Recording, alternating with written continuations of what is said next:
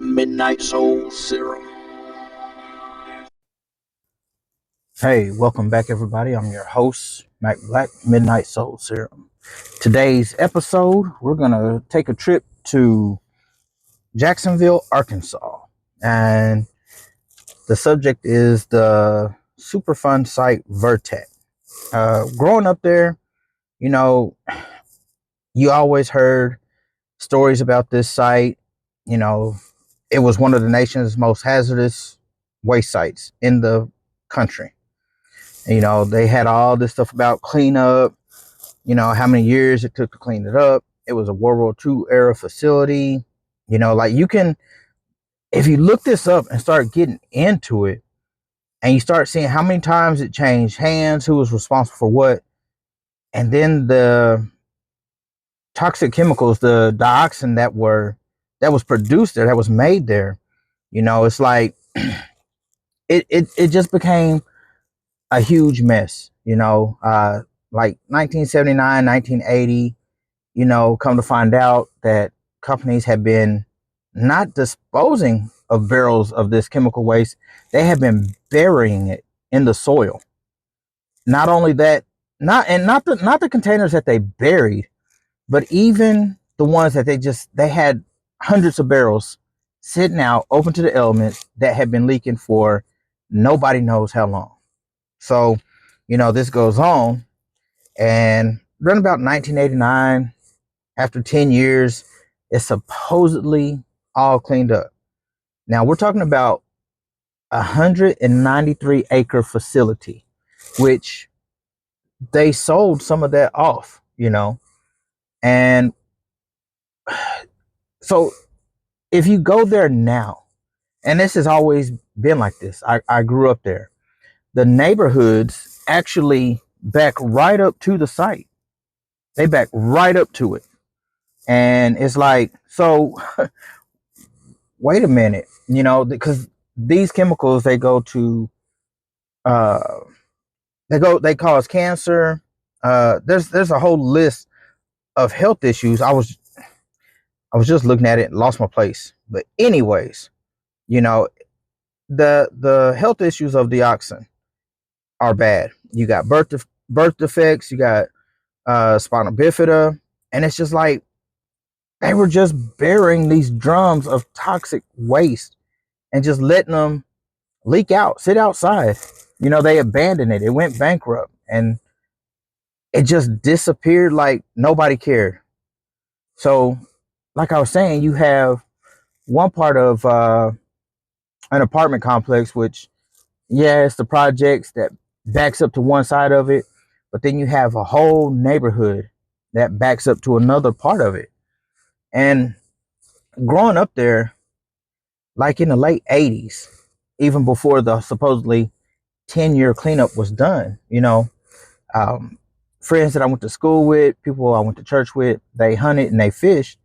And while the property wasn't connected to where the site was, the streams and water that came from it were, because they have a pond on site, and it just spreads through the local creeks.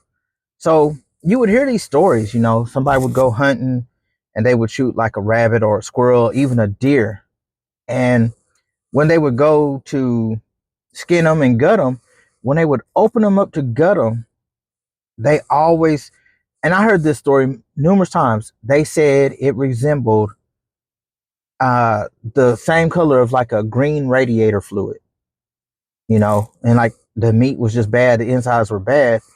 And the same thing with the fish, you know, the fish had all types of abnormalities and mutations that it was from the chemicals, you know. So the funny thing is like I went there because I told you, as a podcast, as a page, things we talk about, we're going to try to get out more and actually do our own investigations and travel to some of these places. So I have a picture. One of the pictures is it's like the Arkansas street operations that bought part of the 193 acres because they sold some of it off. And yeah, it's a picture of me, the do not trespass and signs, and all of that. But then I also have pictures around the site where it's gated off, no trespassing. Nobody's been there to caretake or keep care, do any cleanup for years. So it seems like it's just, a dormant place, right? Like, yeah, nobody's checking up on it, this, that, and the other. I believe it was May of 2024. They went out there and they tested the soil.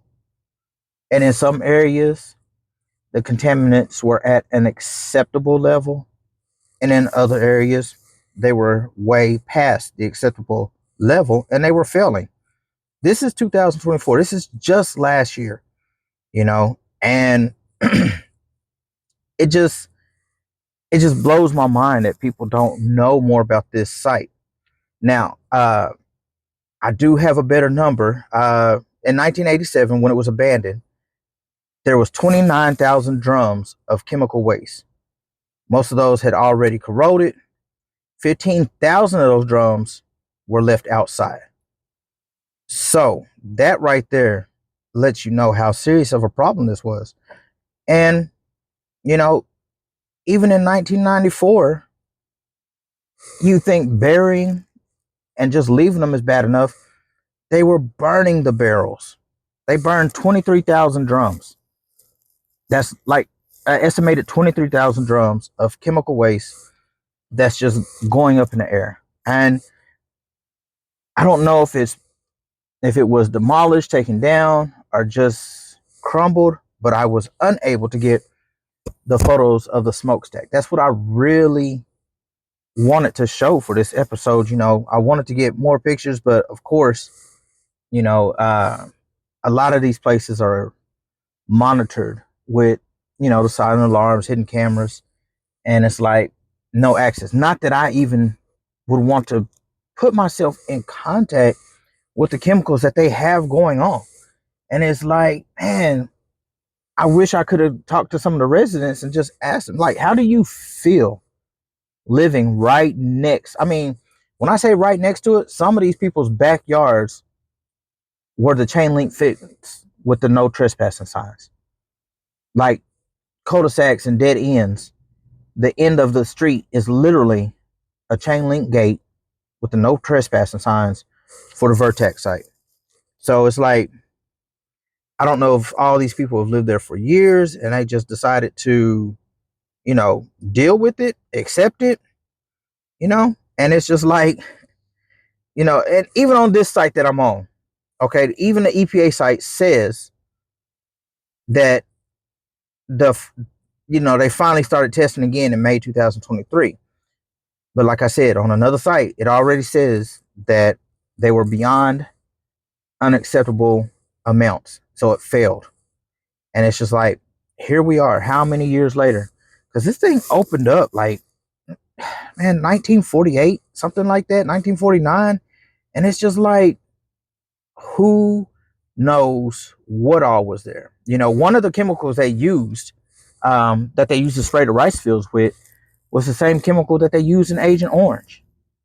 And it's just like, I don't know. I don't know what people were thinking, what people think about that. But anyways, it is the Vertac Superfund site in Pulaski County, Jacksonville, Arkansas. And if you look that up, you can do some of your own research. You can see some of the old photos of how massive this site is. And they say it was one of the worst. I still say it is. You still have levels of chemicals in nearby neighborhoods that aren't backed up right to it, where they're finding levels of mercury and other contaminants in fish. And all the spillways in this area, the creeks, are connected. So it's like they had warned residents, about the groundwater levels and the ground soil levels. And it's like, yeah, okay, you warned them, but did you provide any financial settlements for them to move, relocate, or, How many people came down with cancer or other ailments, even thought to see if they were linked? That for me is like, it's just like a huge issue, you know? It's one of those things. It's just like, okay, so what are you doing now? What's your next move with this site? Are you going to continue to live there? You know, like I said, it says that they did testing last year, but the roads and pathways going into it, going to the gates, everything is overgrown. And to me, it just looks like it's an abandoned site that still has issues, that still has problems.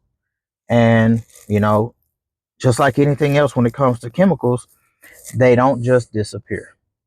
So, like I said, I'm uploading the pictures. Like I said, the first pictures are going to be of the street operations that bought part of the land. And it's not just them. There's other companies that have started buying up parcels of this land and building things on contaminated soil.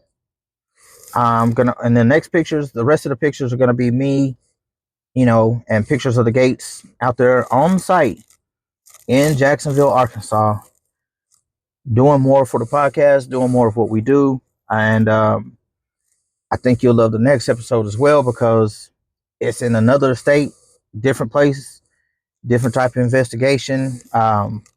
Just some things that just things we want to do for the show. As always, I appreciate you tuning in. Thank you for listening. To my subscribers, thank you for your support. To those that just view and come and watch the page, I appreciate your support. I have merchandise information to get out there. You'll get more of that later this week. And until next time, I'm your host, Mac Black. Peace out. Midnight Soul Serum.